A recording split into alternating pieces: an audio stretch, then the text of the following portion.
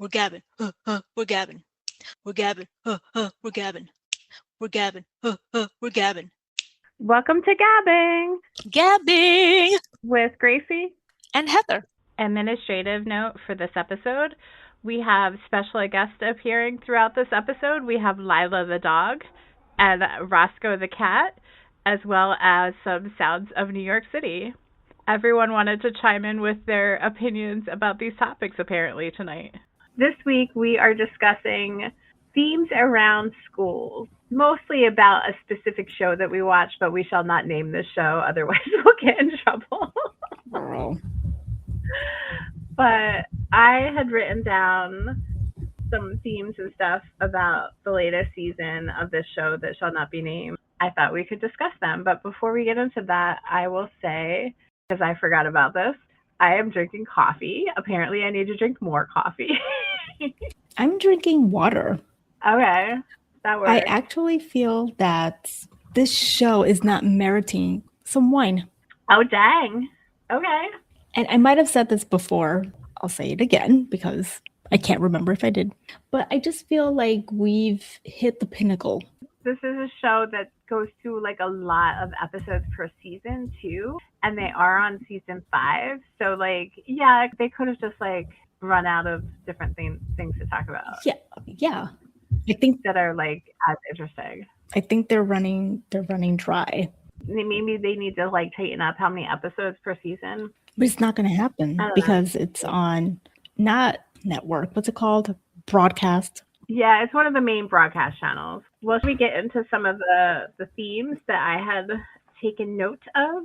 Yes. So one of the ones that I feel is, I don't want to say contentious, but maybe contentious. I don't know. We'll figure out what the word is the no phones in school. And I would be really interested to get your parent perspective. For me, in theory, like on paper, it seems like a good idea. Like the kids should not have their phones available to them when they're in school because it's a distraction and it could cause like extra chaos for the teachers and whatnot.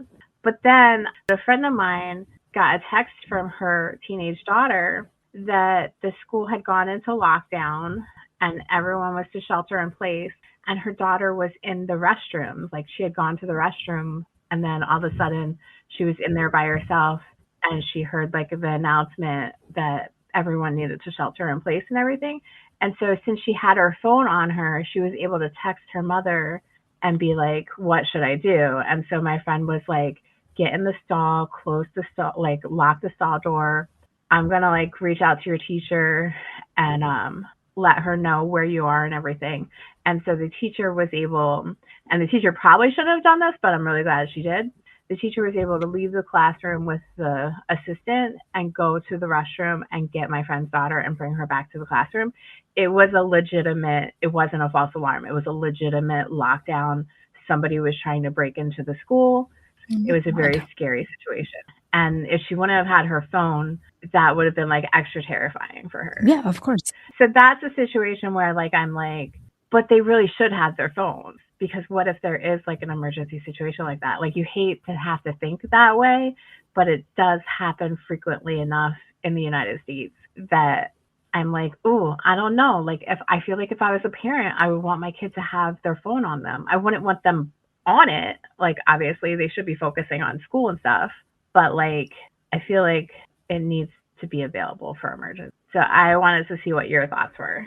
My thoughts are, I think because I live in the city and it hasn't happened by proximity, my thought is like, okay, this is good. Don't have students with their phones on so that they don't get distracted. But situation like this happens, you want your kid to have the phone on them just so that you know that they're okay.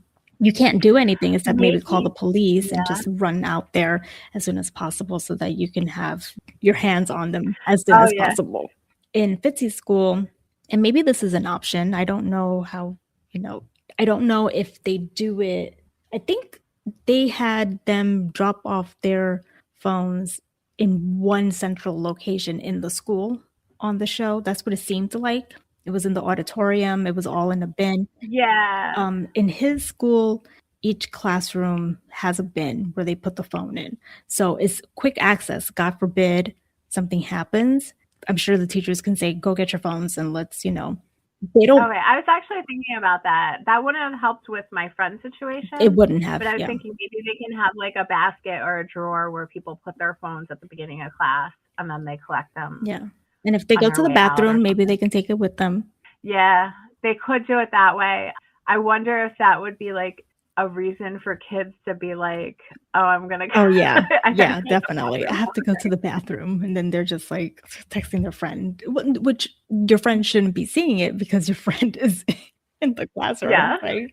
It's a tricky situation. I mean, we wouldn't be in this situation if, there were stricter laws. Exactly. So I think the safety of the kids is more important than anything else. Yeah. This is a very America, like United States specific situation. I wonder how other countries handle the school and phones. That would be an interesting That's a good question. I think I'll ask Arian and maybe we could talk about it some other time.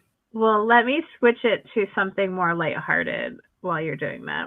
One of the things that they did in one of the episodes, they were trying to come up with physical education activities to be able to do in their temporary housing situation. They played dodgeball, and that reminded me of, like, I grew up playing a lot of dodgeball in school, and I was curious if you also did, because I grew up in the suburbs, you grew up in the city. Was dodgeball a thing in the city? Dodgeball did exist in the city. I just went to school from K to 8 where we didn't really have gym. Like, we just had recess, and that was it. We didn't have gym. Like, I experienced gym when I was in high school. And it was a culture shock to me because I was like, wait, you want me to do what? To do sit-ups? I could not do sit-ups for the life of me. Hold on. So wait, did you not have to do the presidential fitness test? What? How the heck did you get out of this? We had to do this every year. Like, we're the same age, so it would have been the same thing. Is it a Philadelphia? I mean, a Pennsylvania thing? No, it was like I think it was a Ronald Reagan thing. Let me look this up. Is the Archdiocese of New York? They were like, we're not doing Reagan's fitness test. I don't know. Let me look it up. I think it was like Ronald Reagan had implemented it. It was the like presidential. Well, let me just say that thanks to gym in high school, I found out I have scoliosis and I got like a doctor's note. Well, that was another thing. We had to be tested every year for scoliosis and things. We had, like, in elementary school. Yeah, okay, hold on. It says public so it's specific to public. So for those that don't know, because I'm assuming you went to parochial school your whole time, right? Yes, my whole life. Okay.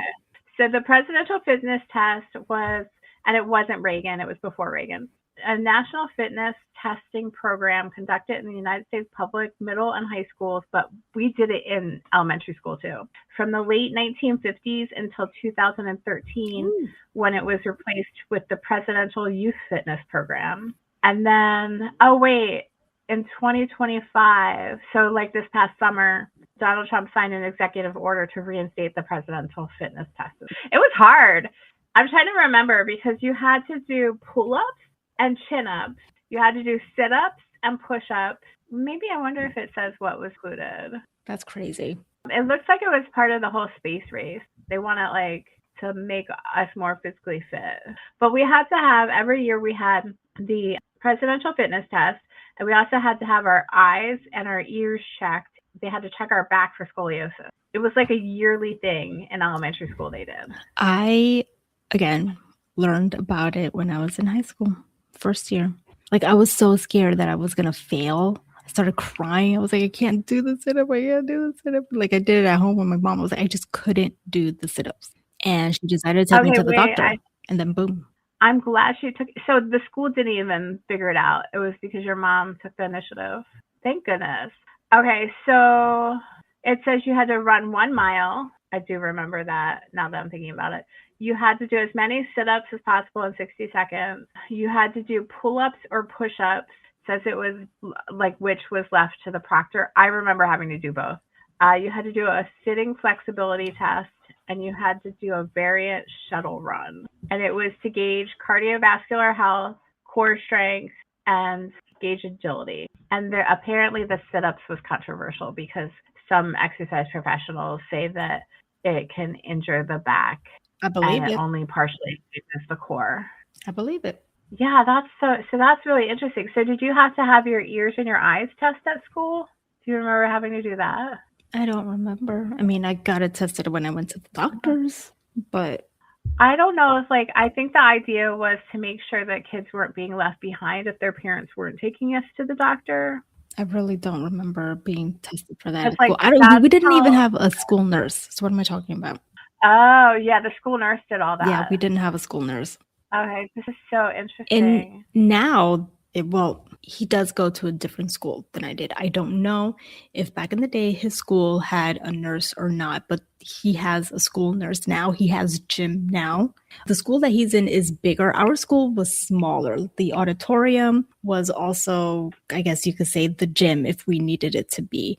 And then we had our concrete backyard. Yeah, which now is padded. Our auditorium. They would put chairs in there if we had an assembly. Yeah. So I didn't know this is where this conversation was going to go because it never dawned on me that you would not have had PE growing up until high school. So what did you do in PE in high school? Because PE in elementary school and high school are very different. We didn't do anything. We did not do anything. You played dodgeball. Well, no, I didn't. No. I know what dodgeball is. I did not play dodgeball. We would run around in the backyard playing whatever backyard games we would play, and that's it. So it was basically like a high school version of recess? Yes. That's so wild. Because some of the things I did in high school, because high school was and I don't know, maybe this is different depending on your high school. Listeners, let me know. In my high school and middle school, it was still, we were segregated by gender, and we would do certain, we would run around the track, we would play dodgeball, we would play mat ball. I broke my foot playing mat ball when I was in middle school. Wow. What's mat ball? And how could you break your foot? It's basically those gym mats that are just a couple inches thick? Yep. You would have 3 of those, or 4. You would have 3 of those for the bases, and then 1 would be home plate, and you're basically playing kickball, but the bases were mats. So you could have multiple kids on the same base. So I would go kick the ball, run to first base. Then the next person would kick the ball and run to first base. And I could either run to second base or I could stay on first base with that person. It's a fun game. But I tripped on one of the mats, and the way that I tripped and fell, I just happened to break a bone. And they didn't believe me. It was a whole thing where the nurse had to apologize because she thought I just wanted to get out of school. Because I went to the nurse and I was I can't walk on my foot. My foot is something seriously wrong with my foot. And they were you have to go to class. And I was I can't, I physically can't walk.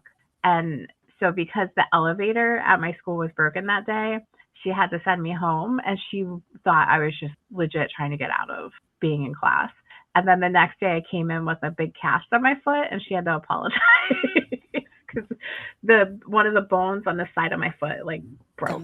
Dummy. I mean, as an adult, I'm thinking back and being yeah, it's very sus. She should check you out. I wasn't doing it on purpose. Of course not. Oh my gosh. I would have been you couldn't have checked her to make sure that she's okay, touch her. If she would have touched my foot, I probably would have screamed. Yeah. I'm pretty sure my aunt touched my foot and I screamed, and she's like, "Oh yeah, that's broken." Ta-da. Thank God for your aunt. Yeah. So that was middle school. In high school we had co-ed gym, and it would be in increments where we would sign up for what we would want to do. So you could do some of the things I did were archery, aerobics, flag football. You could do track, you could do running. And so you would sign up for a 6-week interval, and that's what you would do during that 6 weeks. And then we all had a mandatory swimming period that we had to do as well. Okay. Because the high school had a pool. The middle school and the elementary schools didn't, so that's why they didn't do swimming. And in order to graduate, you had to pass certain swimming tests. Okay. Interesting. Unless you had a reason, you could be considered a non-swimmer where you would just hang out at the shallow end. But if you didn't have a reason for that, then you had to learn different swimming techniques, and you had to learn how to float. And I'm trying to think of, in elementary school, it was more fun things. We did dodgeball, we did kickball, we I think we did have to like run around the gymnasium. We had to do the presidential fitness test and stuff like that. It was a lot of like preparing for field day. Did you guys have field day? No. Oh my gosh, do you know what field day is? Yes. Okay. I feel like, not that I feel, I know I was deprived of certain things. And I don't know if it's because I went to a Catholic school or if it's because it was an inner city school. I don't know. Like, I would have to maybe ask my cousin and my sister. My sister went to public school up until about 6th grade, because back then elementary school ended in 6th grade as opposed to 5th grade. I think it was 6th grade for me. Yeah, and then they changed it, but I have to ask one of them. And even my other cousin, I'm the only one that went from K to 12th grade. So I don't know if, like, I know that one of the public schools around here, or a few of the public schools around here, they do activities with the kids, like field day and whatnot. But I don't know if back then. Yeah, so was it more like you didn't have the space to do it? It might be we didn't have the space, but experiencing Catholic school now through my son, they don't have like a field day, but they have like activities. They'll have the Halloween parade. What else? I'm drawing a blank now. Did you have a Halloween parade? We did within the school. I don't remember going outside, or maybe we did go outside. It was more for the younger kids, not for the older kids. But in his school, the older kids also participate in the parade. They go in through the park, and then they come back into the into the school, and that's that. They do like a trunk or treat. So they'll do things here and there. You know, the beginning of the school year, there's a lot more activities because you have Halloween, you have Thanksgiving, and you have Christmas. And then after that, it kind of like dies out for the rest of the school year. But he does get to play like basketball and stuff like that. Like I don't know if they do dodgeball. I have to ask, but dodgeball is such a good yet dangerous game. Like if you're not careful, you can get because they have like the softer rubber balls, but they still hurt when somebody chucks them at you. Now that you said basketball, we did play basketball, and then we also did like t-ball in elementary school. In high school, I went to an all-girl high school. Everyone, we had like hockey. I can't remember what it was called. Obviously not ice hockey. Field hockey? We didn't do it. Was in the gym, the auditorium. Because again, it's a small school. As a teenager, I got to experience those games. And probably some more. I just don't remember. Oh, I think we played Ultima Frisbee in high school. I did not know that is considered a sport like that it's in the high school. Yeah, we had like some random thing. I really liked archery. I was like really good at archery. I'm trying to think of other things. This was a long time ago. We're old. Say that again. But I'm really curious to see like what other people's experiences with PE was, if they had physical education classes. They probably did. It could be. Did you have health classes? If you didn't have PE, I recall. Well, actually, we didn't have health class in elementary school, really.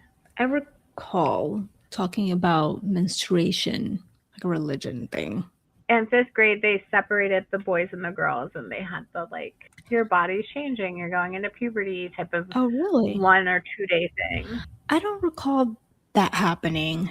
Well, if you would have gone to an all-girls school, they probably would have just incorporated it in a regular class, like you were saying. But since our classes were co-ed. No, I'm thinking about elementary school. They talked about menstruation in elementary school. Yeah. But you said in religion class? Yeah.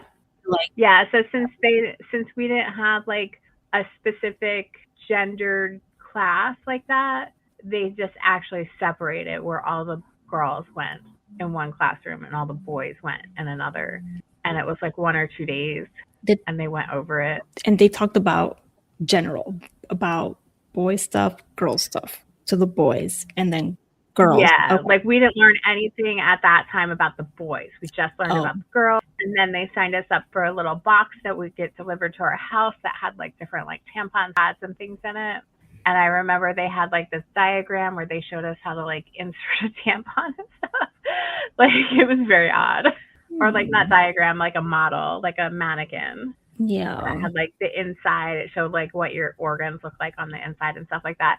And then in high school, we actually had co-ed health classes where like we would learn in much more detail what was going on, like about Right. I remember sexually that. transmitted infections and different types of birth and different types of contraception. And I remember covering my eyes for the birth. Some of those. And it was really funny because, like, I remember, like, I don't know if it was, like, junior year, but, like, some of the girls in my class already had kids. And they were like, oh, gosh. It's so much worse than they're showing. Oh, gosh. To have, like, an actual person tell you that. Yeah. It's, like, crazy. Crazy. Nope. No, thank you. Yeah. But yeah, and so those were co-ed. But like back in 5th grade, it was like they separated us. So we only learned about the girl stuff. We didn't learn about boy stuff. And this is a funny New Kids on the Block tie-in thing. Because I remember like when I got the box, they must have told the parents that the box was coming with like the different like samples and stuff in it. Because I remember this white box and my brother tried to grab it from me and he wanted to open it. And my dad like, no, you can't open that. That's just for her. Like, that's private. And he's like, no, it's probably just some kind of New Kids on the Block thing that she ordered. And I was like, not New Kids on the Block. I don't know why I remember that. Did he still try to open it? Did he get away with it? My dad like physically took him out of the room so I could open it in private. I don't think my brother ever found out what was in the box. I can't believe like dodgeball brought up such a good conversation. I literally thought it was going to be like, hey, Gracie, did you play dodgeball growing up? And you were going to be like, yeah. And I was going to be like, that was so much fun. And that would be the end of the conversation. Nope. In this season, there was like some things around like the after school clubs, and a club that was not gender specific had become like the expectation of the boys in the club was that it was gender specific. So when one of the girls wanted to join the club, it became like an issue. So it got me thinking, do you think there are any clubs in schools that should be gender specific? And if so, do you have any examples? Because I was like, there might be. Well, there's a club that should be gender specific, but I couldn't think of any. I can't think of, and it's difficult for me to say just because when I was, again, in Catholic school, elementary school, grammar school, we didn't have clubs, right? There was no such thing as after school. But in high school... We had to just say no club. That was it. Which we talked about because you didn't know what that was. Of course. Yeah.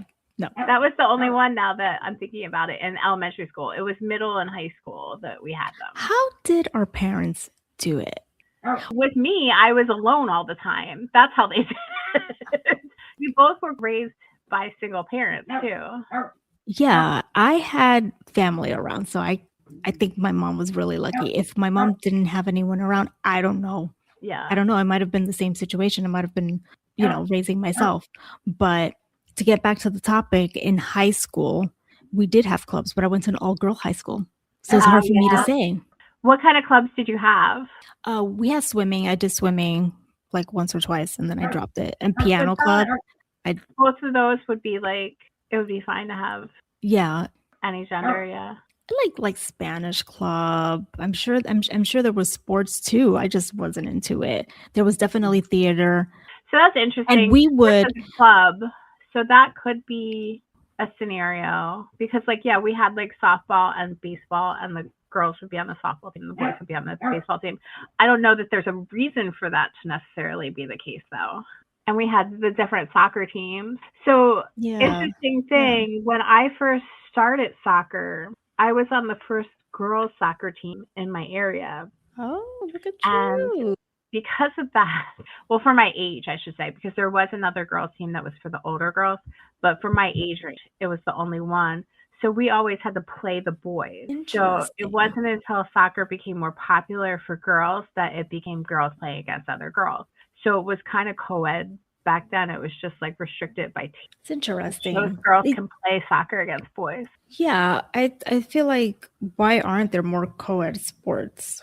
Yeah, because you do have some, like you have tennis. Well, not necessarily though. No, I've never seen co-ed. Like pairs tennis would be where it's like 2 against 2. Yeah. Okay, sports people, chime in. Why are there not more co-ed sports? I would assume that they'll bring up stature. Women are tinier, supposedly not as strong, and all that.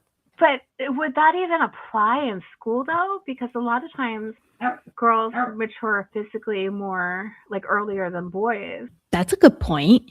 And I think that's why like we actually were somewhat competitive in soccer when we played against the boys. I mean, we did lose a lot because we also didn't have like the history of playing soccer like the boys did. Like they grew up playing soccer. Right. And we were very new. But like we were physically more matured at that point than they were. So I think that gave us an advantage there. All I can say is that is a really good point. Yeah. I mean, think about 12-year-old girls like compared to 12-year-old boys. But like non-sports clubs, I can't think of any because even if you had like say you had like a women's empowerment club, I don't know if that exists, but I'm just trying to think of something very gendered. I would say that like boys should be allowed in that too because they could be allies. Yeah. Kind of like how you have the Gay Straight Alliance, like you could have straight kids in there because they're allies. I can't think of anything because something as simple as like sewing, home ec, like everyone can learn from that. And we had our home ec classes at school were co-ed, and so like there were boys in there learning how to cook, how to sew, how to do stuff like that. We did not have that. Ooh.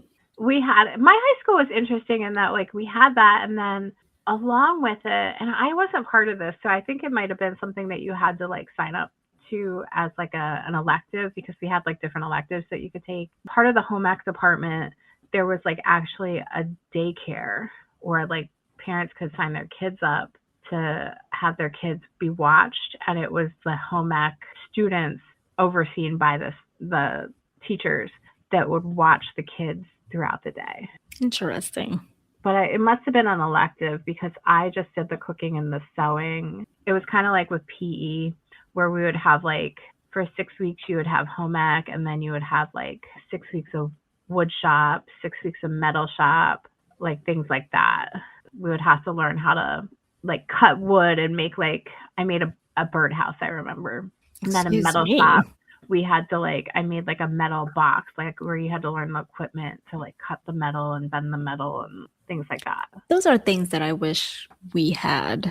Like even now, Home Depot has, I think every month, different classes free. Yeah, I think Lowe's has it as well. Yeah. I would love for Fitzy to do that, but it like, cuts into like swim class time. So he's a busy boy.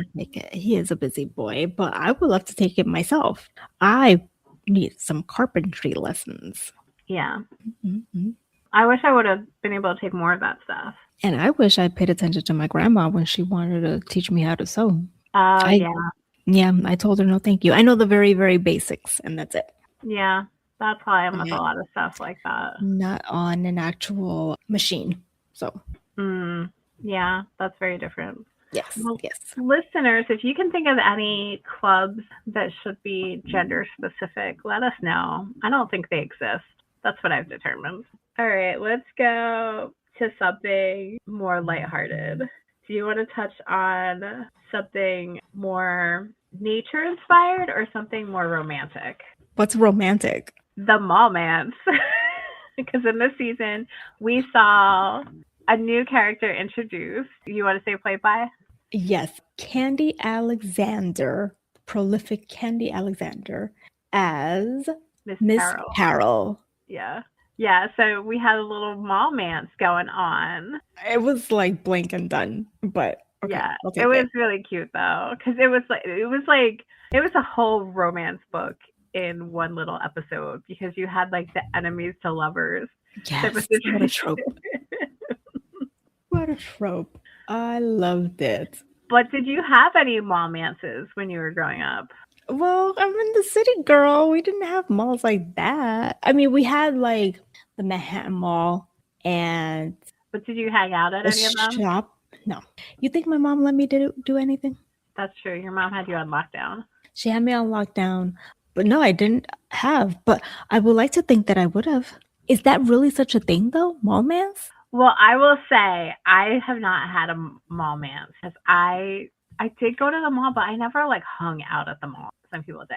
But my cousin had a Mallmans, and I was very judgy about it because it was very scandalous to me at the time. My little like teenage brain was just like, oh my God. And I will say she did end up becoming a teen mom, and I was kind of like, that's not surprising. Because I remember I was not there. My other cousin was there, and she told me everything. My cousin, who shall remain nameless, met this boy at the mall and was making out with him, like tongue down his throat within like 2 hours.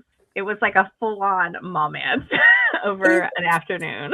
Those hormones, when they hit hard. They do. I was being unkind in my judginess.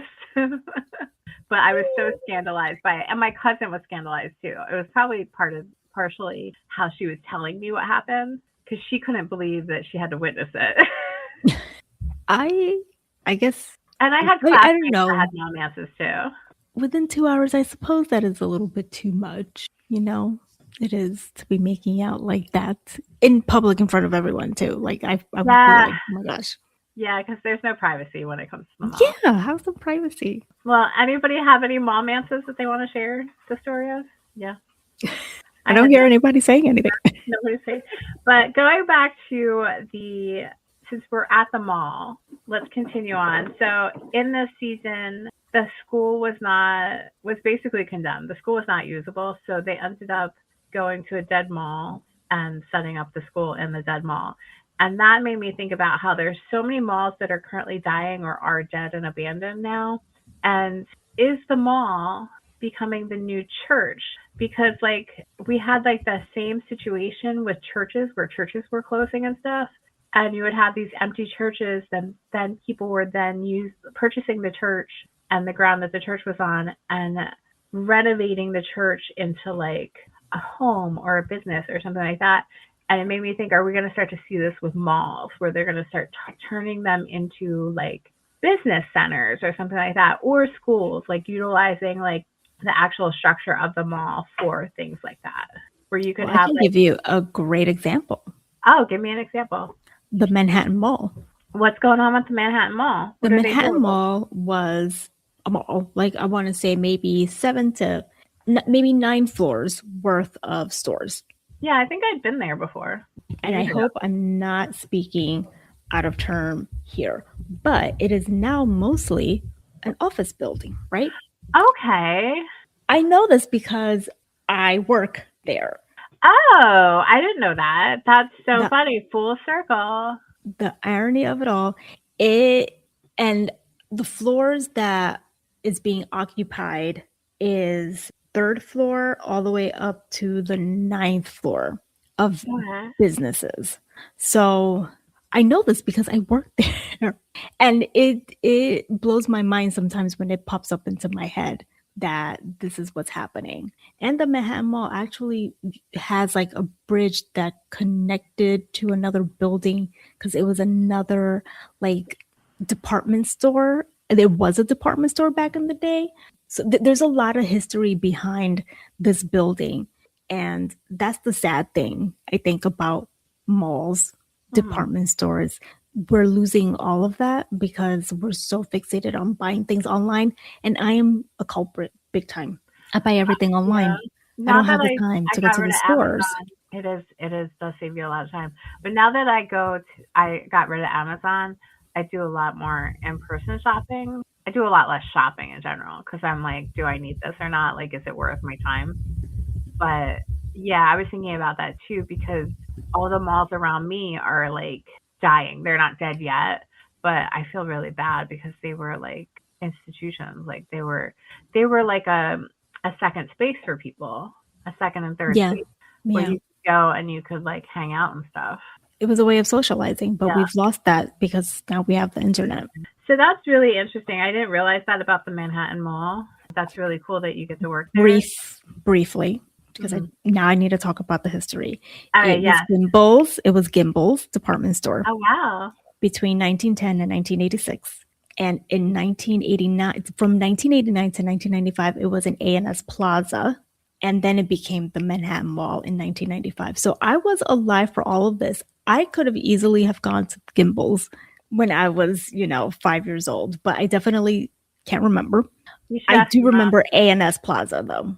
Yeah, that's so cool. Now that I'm thinking about it, it's a strip mall. It's not like a traditional mall, but there was a Bradley's at the end of it, like a big Bradley's department store, and I worked there in college, and that is now like a race, like a go-kart racing center. Oh, interesting. So Okay.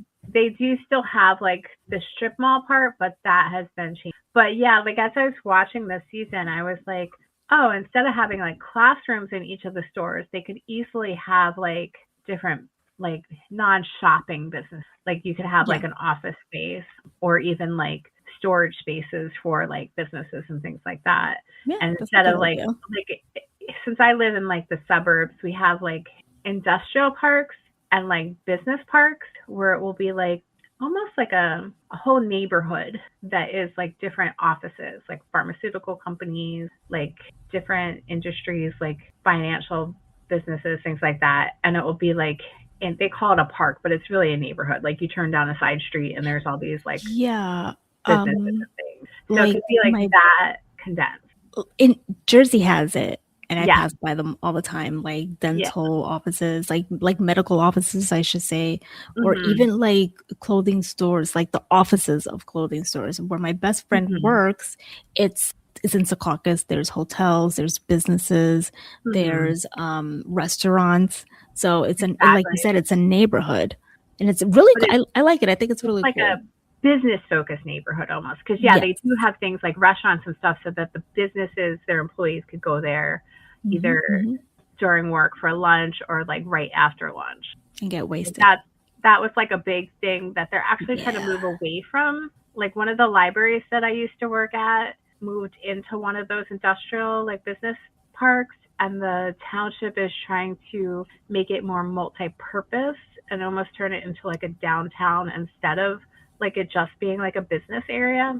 So it's more of a mix. But yeah, they could easily have like, because you'll go and there will be like the local IRS department will have an office there. Like there will be like a dentist, like you were saying, like one of like it might be like I'll use Bradley's even though they don't exist. Like it could be like a Bradley's corporate office. Like the one near me, Toll Brothers, which is like a major building contractor, has their office right in that industrial park. Yeah, there will be like a computer engineering, like things like that.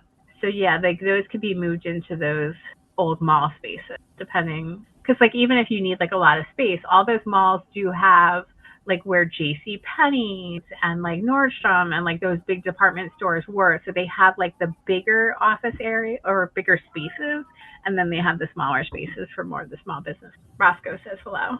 I was hearing something. I'm like, which one is that one? It's always Roscoe. Yeah, I was gonna say it's not Pia because I've never heard Pia. Tell me, what did you think about these mall episodes in general? So there were parts that I thought were really funny, like the Ben Franklin head. Oh my gosh. And like I took note of, where did I write it down? When Janine goes at the so that when they finally killed Ben Franklin, she goes, he's dead. He can't hurt us anymore. So weird. I honestly was like, when is this gonna be over with? Well, it finally is, at least. I'm like, it was like 2 episodes too long. Oh, did you notice that at the very end when they go back to the school and the lights start flickering? Felt like that was like a shout out to season 1, episode 1. Oh, really? Started with, if I'm remembering correctly, started with Janine and the light bulb. Yeah. And they were like, so like, oh, this is what we've been missing. Let's get out of school. Which that could be a larger conversation about how like we're so like used to being abused that like we find solace in a busted ass school. Like they don't know what it's like to not have a busted ass school. Yeah. They bust their ass trying to make things work as is. But that's like a greater conversation of like, oh, people are just complicit in like, say, the healthcare system in this country because they don't know what it's like to not have a terrible healthcare system. Or like people are complicit in the way that our schools now are set up almost like prisons because we're so used to and don't know what it's like to not have a school system that is safe for our children. Things like that. You're right. or like our food, like the food quality. Like it's like people are The just list can go on and on. Used to it. You don't know. Yeah, exactly. If you don't know any other way. And if you're not given the opportunity, if you're not exposed to it too, if it's available and you can be exposed to it. Mm-hmm. Some people do have the options and they don't do it, right? Because they're conditioned. Mm-hmm. Exactly. It's a way to keep people under control. Not Gracie's nodding her head, which is real helpful during an audio podcast.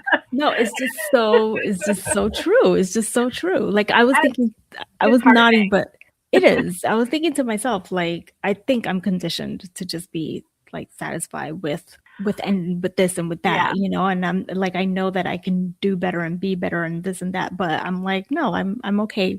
I'm okay. I'm comfortable. This is where I need to be at. And that's fine, but also like, you catch yourself being like, well, no, wait, like, but there's other things. Yeah, exactly. Like that, you start thinking if you let yourself, forget about it. It could be devastating to your mental health if you really start to think about it through and through. Yeah, but if you don't think about it through and through, and you don't realize what's change going won't on, happen. It's devastating for society. Change won't happen. We need change to exactly. happen. I have one more topic that I wanted to ask you about, but we could also talk about specific things to the show. Camping. Camping was an episode. She just rolled her eyes at me. I love that we are ending this podcast with this specific topic. I have been threatening for years to trick Gracie into going camping with me. No, that's not. No, you want to kidnap me. Not trick. You want to kidnap me. It actually, we went to a wedding together, and Gracie, before she would get in the car with me, I don't know if you remember this, made me swear that I wasn't secretly taking her camping, that there was actually a wedding that we were going to. I remember. I have to protect myself. But it made me think, like, has Gracie actually ever gone camping? Like, I know you've gone to a cabin. I have not gone to a cabin. Like, haven't you gone to a cabin in the Poconos or a house in the Poconos with the girls?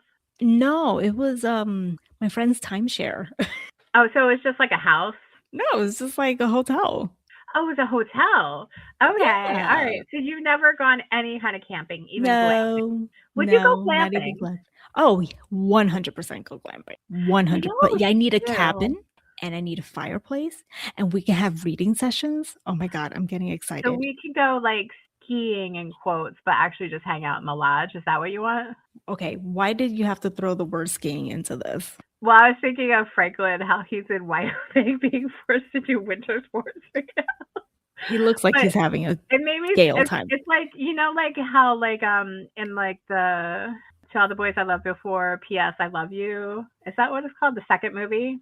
In the second book? Yes. He goes on the ski trip. Or is that in the first one? That's in the first one, actually. The first book and movie. They go on the ski trip, and like they have zero interest in actually skiing. Like it's all about like the hot cocoa in the lodge.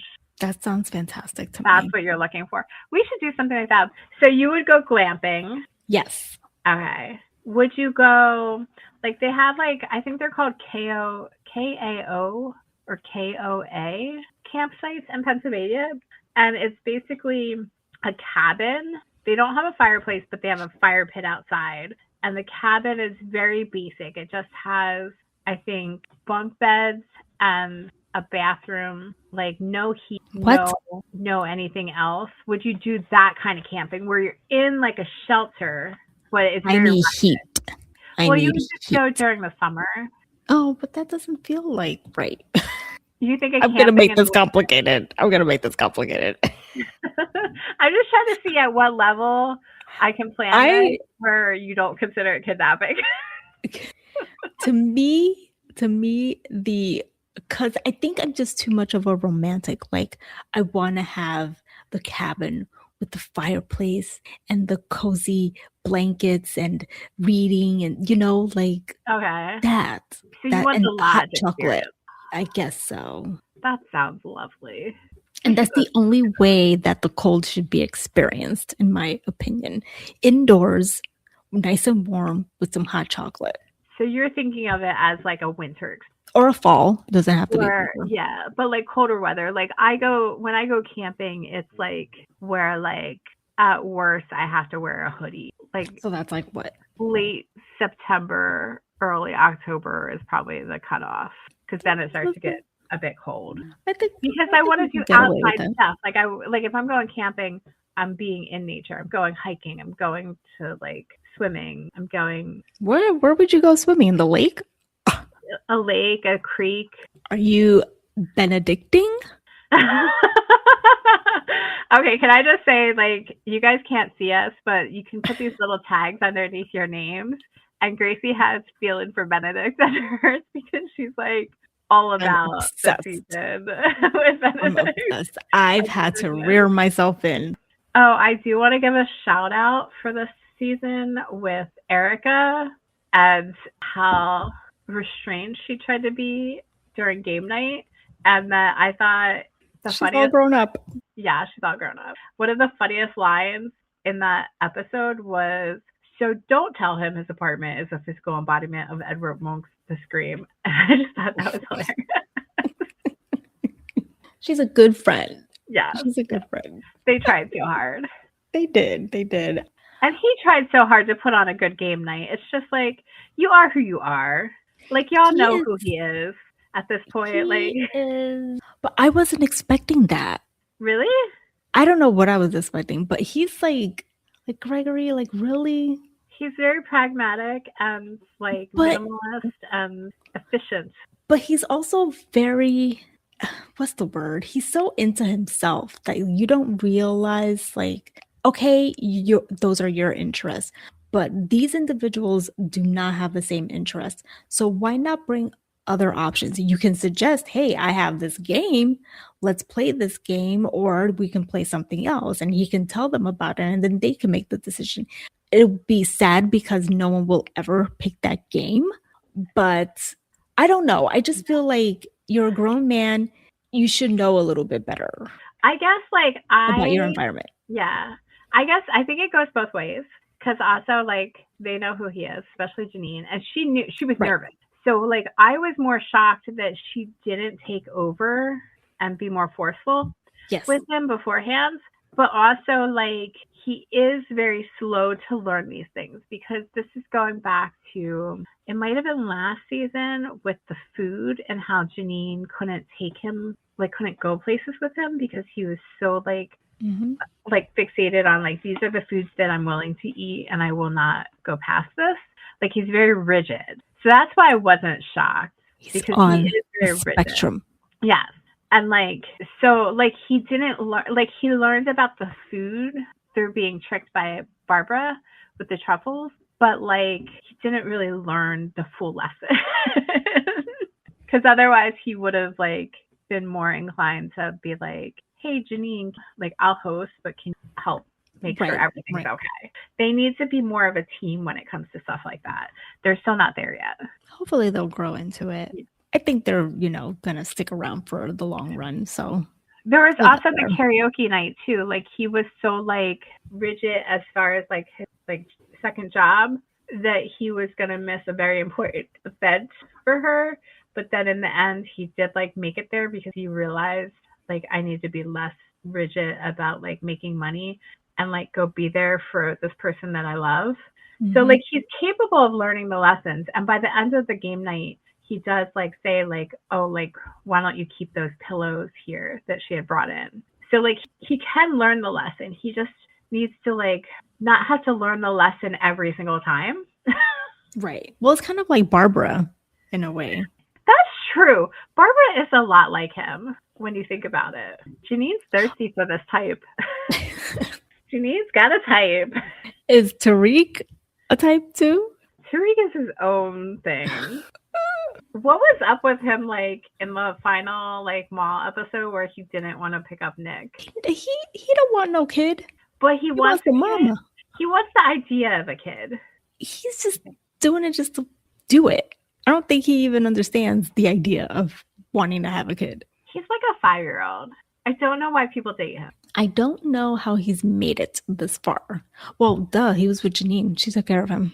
He's one of those people, like, I think I've mentioned this before. Like, I have somebody who shall remain nameless that I'm like, how has this person not like how have they existed this many years in the world and not be able to do basic things? And it's because they expect other people to do it for them. They have that like entitlement that like, I don't need to learn how to do this. Somebody else will just do it. Well, one day you're going to have to do something and you're going to be like, shit. That happens to me. It doesn't happen to me too often, thank goodness. Because I'll just be like, I don't know what the fuck I'm doing here. I guess I'm going to have to figure this out. As children of the 80s, we should be able to do whatever. Well, you were by yourself, so you had to do things on your own. We're better off for it. We'll just keep telling ourselves that. Yes. It was unfair, but we are better off for it. Maybe things will turn around and we'll have a quote-unquote simpler life for the youngins. Yeah. And they can see how it's like. True. Oh, do you want to give a shout out to Dominic who joined us this week? Who is from another show? Yeah. We have like, I guess, a new recurring character, Dominic. Yeah. And the actor who plays him is Luke Tenney, who is Sean on Shrinking. And he's also Dr. Cyrus Henderson on The Pit. Do you have anybody else that you want to shout out that's like new? Oh, boy. Well, I only have listed 2 other individuals as new recurring, and one of them I can't figure out who it is, so I think it's one of the teachers that doesn't have a speaking role. Tasha Hoffman is the name of the character. She kept showing up in IMDb, and I'm like, who is this person? The other new recurring, quote-unquote, is Miss Alomar, who's like the guidance counselor. Oh, yeah. She's played by Marcela Arguello.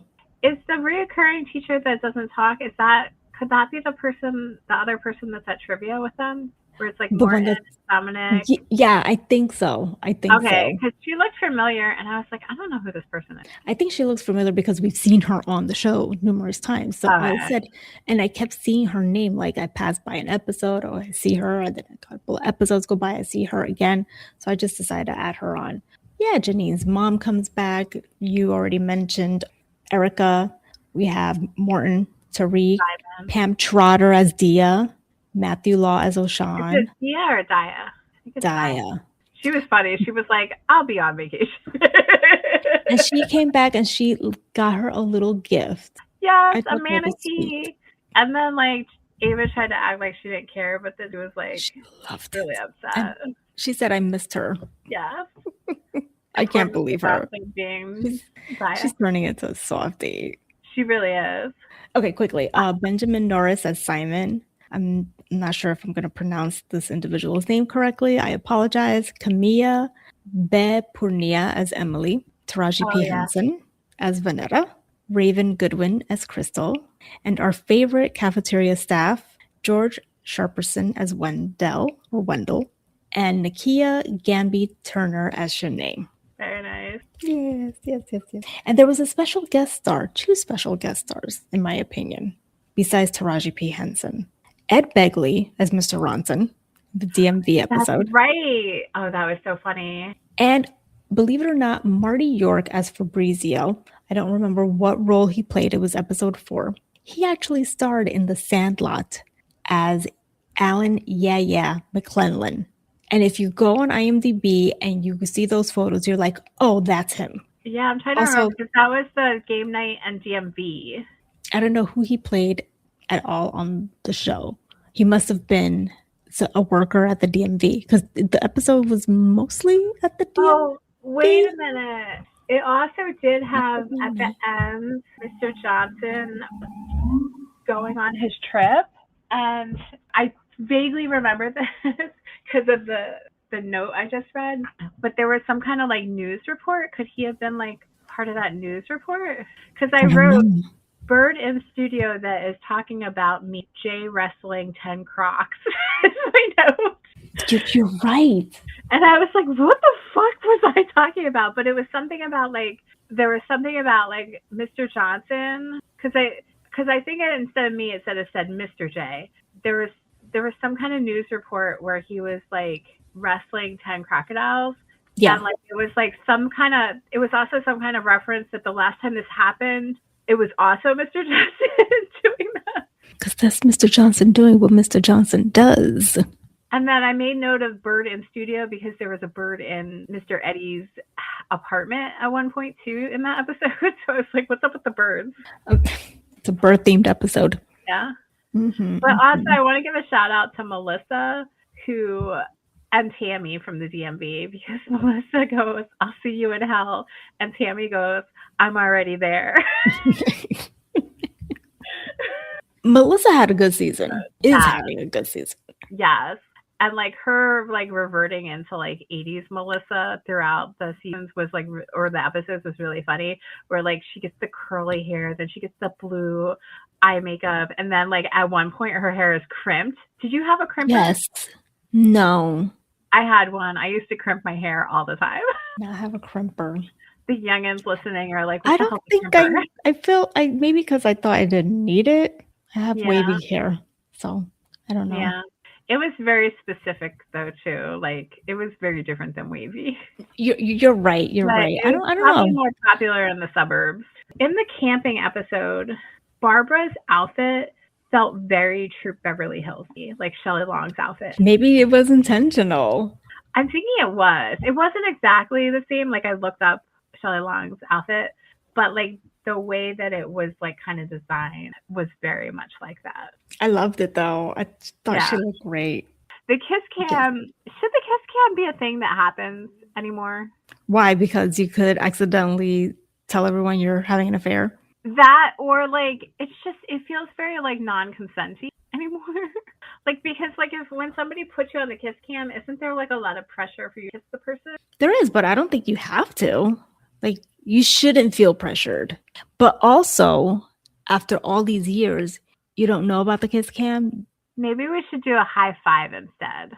Like, make high fives during the kiss cam. Or why does the kiss cam have to be a kiss on the lips? Why can't it be a kiss on the cheek? Well, even then, it's like, I guess it's like it's them making assumptions about who they're putting the kiss cam on. You don't really know, like, what you're assuming that you could be sitting next to your dad or your mom. Yeah. But maybe that's what it is. Maybe I feel like it shouldn't be the kiss cam. It should be the like, what's up cam? I don't know. It's just something that you could be like, friendship. You can kiss, cam. You can high five, you can hug. The buddy cam. The buddy cam. That's a good. Let's do this. Let's start a movement where instead of the kiss cam, it's the buddy cam, and you can kiss. So gonna be canceled. I just feel like it shouldn't just be a kiss cam. It should be a buddy cam. Like they do have a dance cam. If you want to make it into a kiss cam, that's up to you. But that's it should the be thing. I think it should be like express your relationship however you want. Exactly. No pressure. Like maybe you do a special handshake. Maybe you high five. Maybe you kiss. Or you turn it into a dance cam. Yeah. Maybe you hip bump each other. Yeah. Something fun. Be creative. This is what I want. Buddy cam. Buddy cam. Buddy cam. Buddy cam. But like, there were a lot of cute episodes. The mall, they were at the mall too long. They were. The mall did bring up points though, like that they were trying to distract them. And it goes back to what we were talking about before, where it's like you think that like things are the way they are. They like made them think that, well, not that they made them think, but they pointed out that they were being so resilient and so awesome with their teaching and like being their flexibility that they were using it as a way to distract them from the fact that they were being abusive towards them. Mm-hmm. Mm-hmm.